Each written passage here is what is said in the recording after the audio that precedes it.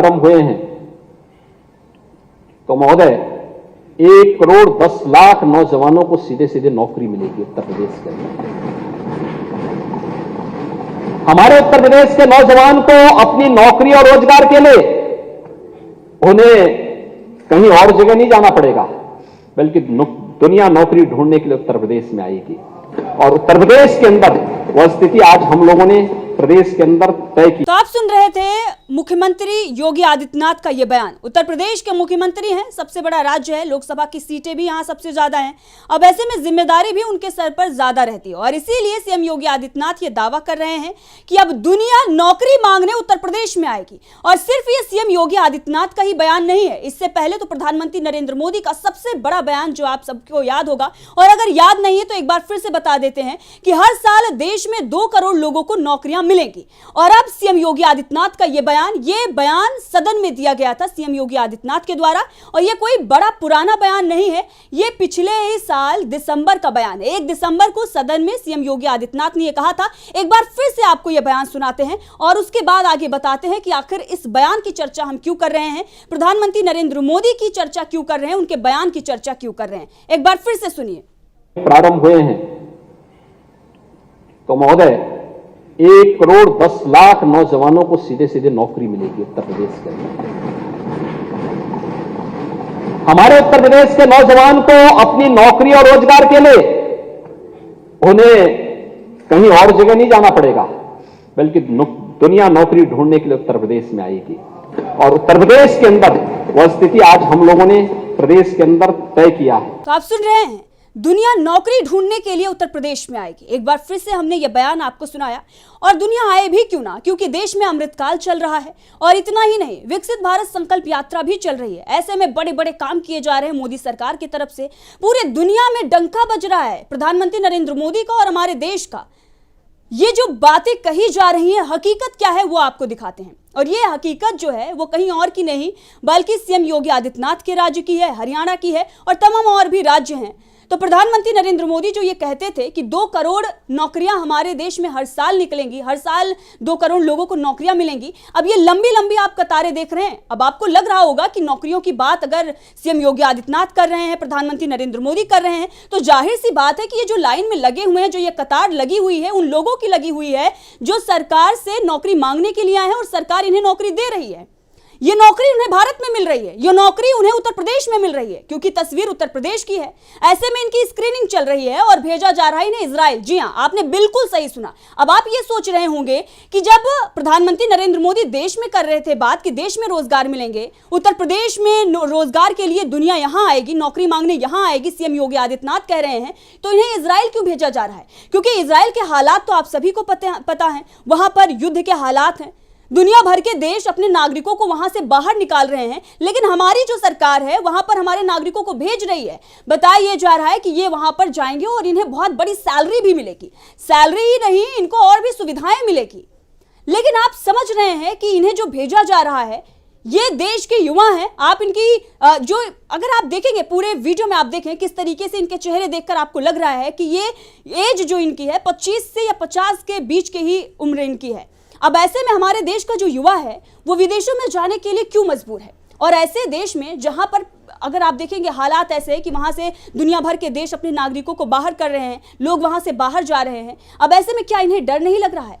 सवाल तो ये खड़ा हो रहा है कि क्या हमारे देश का वो इतना मजबूर हो गया है युवा कि वो पेट भरने के लिए इजराइल में जाकर गोली खाने को भी तैयार हो गया है? ये तस्वीरें तो यही हकीकत बयां कर रही हैं। बड़े बड़े दावे जो मोदी सरकार की तरफ से किए जा रहे हैं, जो हरियाणा सरकार और जो उत्तर प्रदेश की सरकार की तरफ से किए जा रहे हैं, उनकी पोल पट्टी खुल रही है। और अगर बात करें तो यहां पर जो इजराइल भेजे जा रहे हैं देश के युवा, उनमें सबसे ज्यादा प्राथमिकता हरियाणा को दी जा रही है। पहले वहां पर भी आवेदन जो है वो लोग कर रहे हैं, विज्ञापन निकाला गया सरकार के द्वारा और उसमें कुछ शर्तें भी रखी गई कि कितनी उम्र होनी चाहिए और आपकी एजुकेशन कितनी होनी चाहिए, इसके साथ ही तमाम बातें रखी गई और अब ये उत्तर प्रदेश में स्क्रीनिंग चल रही है। हालांकि जो विरोधी पार्टियां हैं, जो विपक्षी पार्टियां हैं, वो इसका विरोध कर रही हैं, सवाल भी खड़ा कर रहे हैं और जो संगठन है मजदूरों के लिए बने हैं वो भी सवाल खड़ा कर रहे हैं इनकी सुरक्षा को लेकर। लेकिन अब आप देखिए, ये जो तस्वीर है ये मीडिया में नहीं दिखाई जा रही। ये खास मीडिया जो ये कहता है कि हम मुख्य धारा में हैं, वो इन तस्वीरों को नहीं दिखा रहा है, वो देश के हालात पर चर्चा नहीं कर रहा है। तमाम और खबरें आपको मिल जाएंगी, लेकिन ये हकीकत वो नहीं दिखा रहा है कि हमारे देश का युवा आज कितना मजबूर है। वो इजराइल में जा रहा है, वहां पर जहां पर उसके साथ कुछ भी हो सकता है, उसकी सुरक्षा को लेकर संगठन अगर सवाल खड़ा कर रहे हैं तो बताया यह जा रहा है कि वो अड़ंगा लगा रहे हैं। हमारे देश का युवा तो विदेश में नौकरी पाने जा रहा है, वहां पर उसे सैलरी मिलेगी, लेकिन सैलरी किस बात की मिलेगी वो भी तो आप सोच लीजिए, क्योंकि ये सैलरी किसी ऑफिस में बैठकर काम करने के लिए नहीं मिलेगी। खेतों में काम करने के लिए इन्हें बुलाया जा रहा है, इन्हें कंस्ट्रक्शन साइट पर काम करने के लिए बुलाया जा रहा है, इनसे बढ़ई का काम कराया जाएगा, इनसे पेंटिंग का काम कराया जाएगा, इनसे ये सारे काम कराए जाएंगे, इन्हें ऑफिस में बिठाकर पैसा नहीं दिया जाएगा। अब ऐसे में साफ तौर पर आप समझ सकते हैं कि ये देश का जो युवा है ये मजदूरी करने जा रहा है, और वो भी विदेश में, ऐसे देश में जहां के हालात अच्छे नहीं है। कोई और देश अपने नागरिकों को वहां भेजने के लिए तैयार नहीं है, लेकिन हमारे देश की जो सरकार है उसने इजराइल से एक समझौता भी कर लिया है। बताया जा रहा है, खबर आ रही है, नवंबर में ही पिछले साल खबर आई कि 1 लाख भारतीय मजदूरों को इजराइल अपने देश में काम करने के लिए जगह देगा और इसके लिए भारत के साथ उसने समझौता भी किया है। अब ऐसे में जो हमारी तमाम राज्य सरकारें हैं जो ये कहती हैं कि रोजगार का संकट नहीं है, हरियाणा सरकार, अगर आप देखेंगे हरियाणा सरकार ने अभी ये कहा था कि हमारे यहाँ रोजगार संकट नहीं है। अभी आप देख लें, हरियाणा सरकार ने अक्टूबर में ही ये कहा था कि हमारे राज्य में किसी भी तरीके से रोजगार का संकट नहीं है, लेकिन फिर दिसंबर में उसने एक विज्ञापन निकाला और इस विज्ञापन की अगर हम बात करें तो इजराइल भेजने के लिए मजदूरों के आवेदन के लिए जो है तारीख थी, और तारीख ये थी कि आप 20 दिसंबर तक आवेदन कर सकते हैं। अब शर्त क्या थी वो भी आपको बता देते हैं। दरअसल शर्त ये थी कि उम्र आपकी 25 से 54 साल की होनी चाहिए और आप 10वीं पास होने चाहिए, यानी कि अगर आपने 10वीं तक पढ़ाई की है तो आप आवेदन कर सकते हैं। अब जब वहां पर 10,000 लोगों को आवेदन करने के लिए कहा गया और इजराइल भेजने के लिए सरकार ने फैसला लिया, तो वहां पर आम आदमी पार्टी ने भी सवाल उठाए, कांग्रेस ने भी सवाल उठाए और सरकार के जो बड़े बड़े दावे हैं उसकी भी पोल पट्टी खुलती हुई नजर आई। अब उसके बाद अगर देखा जाए तो पंजाब में भी यही कुछ हाल था कि वहां के जो युवा हैं वो जानना चाहते हैं, ऐसी खबरें आई। लेकिन अब हरियाणा में जो तस्वीरें थी अब उत्तर प्रदेश में भी देखने को मिल रही हैं। उत्तर प्रदेश में भी स्क्रीनिंग चल रही है और ये तस्वीर लगातार हम आपको दिखा रहे हैं और इससे आप समझ रहे हैं कि किस तरीके से बेरोजगारी हमारे देश में है। और सीएम योगी आदित्यनाथ कह रहे हैं कि दुनिया जो है वो उत्तर प्रदेश में आकर नौकरी ढूंढने के लिए उत्तर प्रदेश में आएगी। लेकिन अभी फिलहाल उनकी सरकार हमारे युवाओं को इजराइल भेज रही है। अभी और भी कई बड़े खुलासे हैं, आगे आपको बताते हैं कि क्या है पूरा मामला और किस तरीके से लोगों को गुमराह किया जा रहा है। जनता को ये तस्वीरें नहीं दिखाई जा रही हैं और देश का जो मध्यम वर्ग है उस पर तो तमाम तरह की मुश्किलें हैं ही, वो परेशान है ही, और जो युवा है और जो गरीब वर्ग है, जिस हक के लिए कांग्रेस जमीन पर उतरी हुई है और उसको रोकने की कोशिश की जा रही है, तमाम लोग जो सवाल खड़ा कर रहे हैं कि आखिर ऐसा क्यों हो रहा है। राहुल गांधी किसे जोड़ने की बात कर रहे हैं, किसके हक की बात कर रहे हैं, किस न्याय की बात कर रहे हैं। देश में तो सब कुछ सही चल रहा है क्योंकि अमृतकाल चल रहा है, क्योंकि विकसित भारत संकल्प यात्रा बीजेपी की तरफ से निकाली जा रही है। फिर परेशानी किसे है? परेशानी ये है जो हमने आपको दिखाई। परेशानी, दिक्कत यहां पर है, महिलाओं की हक की बात है, इन लोगों के हक की बात है। आप सोचिए कितने मजबूर होंगे, ये ठंडी में खड़े हुए हैं और अपने देश को छोड़कर दूसरे देश में जाने को तैयार हैं। इन्हें सब कुछ पता है कि वहां हजारों लोगों की जान जा चुकी है, कभी भी हमला हो सकता है, किसी की भी जान जा सकती है, लेकिन उसके बाद भी अपने परिवार को, अपने बच्चों को, अपने पत्नी को छोड़कर ये इजराइल जाना चाहते हैं। क्यों? क्योंकि इन्हें अपना पेट भरना है। क्यों ही ना वहां जाकर इन्हें गोली खानी पड़ जाए, अपने परिवार का पेट भरना है, इसीलिए ये देश छोड़ने पर मजबूर हो रहे हैं। सोचिएगा आप कि हमारे देश के हालात क्या हैं।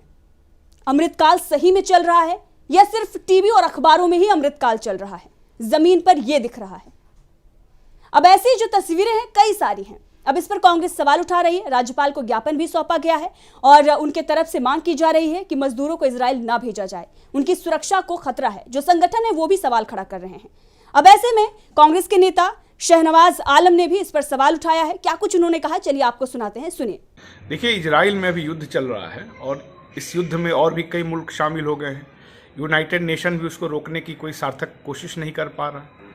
तो ऐसी स्थिति में अगर आप वहाँ मजदूरों को भेजते हैं तो ये देश के हित के खिलाफ है और एक अमानवीय कृत्य है।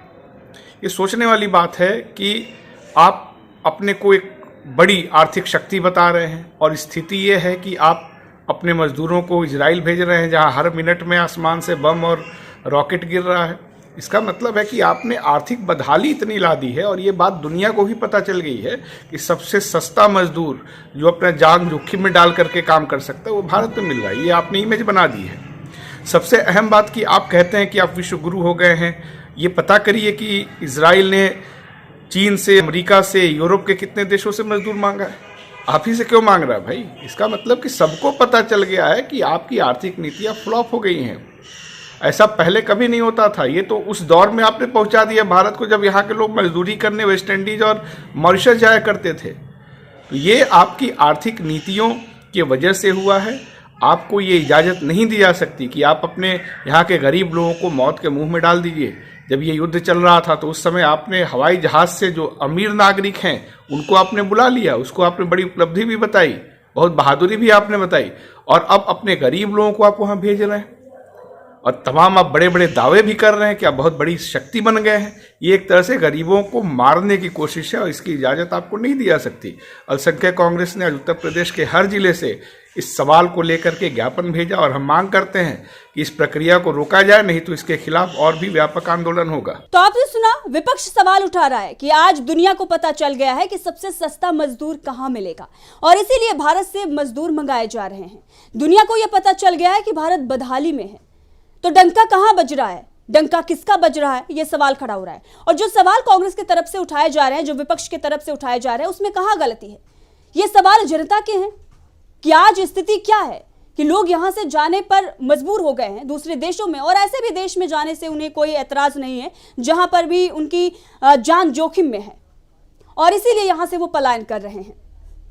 तो कांग्रेस इन तमाम सवालों को उठा रही है। तमाम और विपक्षी दल जो हैं वो भी सरकार से सवाल पूछ रहे हैं और ये कह रहे हैं कि ऐसा बिल्कुल नहीं होना चाहिए। आप अमीरों को तो वहां से निकाल रहे थे, तब आप ये बता रहे थे कि हमारी बड़ी उपलब्धि हो गई है, वहां से हम निकाल कर ला रहे हैं, और जो भी वहां पर फंसे हुए थे नागरिक उन्हें लाया गया, भारत लाया गया, और तमाम जो हमारे केंद्रीय मंत्री हैं वो फोटो खिंचवा रहे थे, तमाम बड़ी बड़ी बातें कर रहे थे। लेकिन आज जो गरीब है, क्या गरीब के जान की कीमत नहीं है? उसे आप उसी देश में छोड़कर आ रहे हैं। ये कैसा न्याय है और ये कैसा देश है, और इस देश का डंका कहां बज रहा है? तो ये है स्थिति। और अगर इस स्थिति को बयां कर दो तो ऐसा होता है कि आखिर ये बातें क्यों की जा रही हैं? क्या हम पॉजिटिव नहीं हो सकते? तमाम तरह की बातें की जाती हैं, लेकिन सच्चाई कड़वी होती है और उस कड़वे सच को एक्सेप्ट करना चाहिए और सरकार को इस पर ध्यान देना चाहिए कि स्थिति को मजबूत की जाए। और जिस तरीके से प्रधानमंत्री नरेंद्र मोदी का बयान था कि हर साल 2 करोड़ लोगों को नौकरी मिलेगी, तो लोगों को नौकरी मिले ताकि वो दूसरे देश में ना जाए, और ऐसे देश में तो बिल्कुल ना जाए जहां पर उनके जान को जोखिम हो।